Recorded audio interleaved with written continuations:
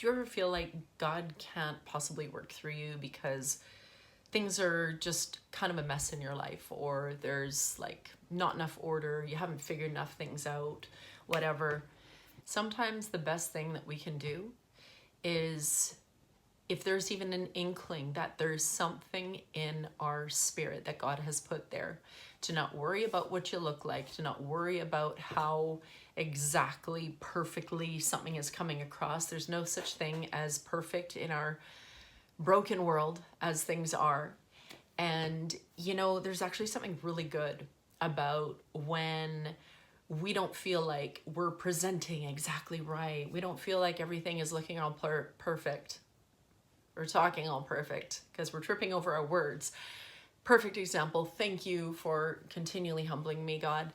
Because when things are imperfect feeling or seeming in terms of our presentation of things, that's sometimes when God does his best work through us, because then we aren't relying on the outside facade, if you will. We're not relying on our presentation of something. We're not relying on how perfect we're coming across or doing something.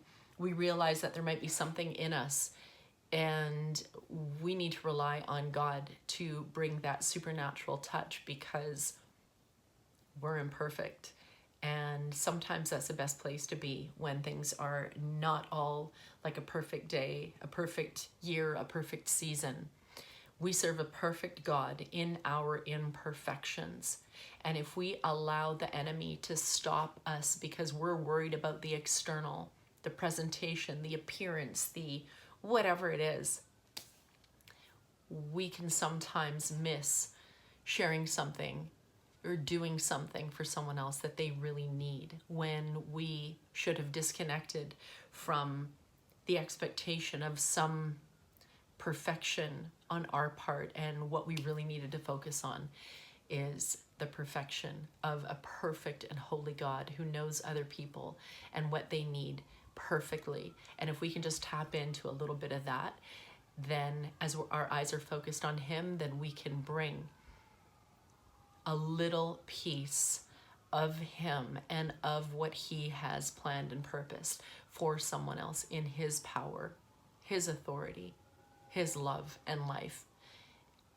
And it's less focused on us and it's more focused on him.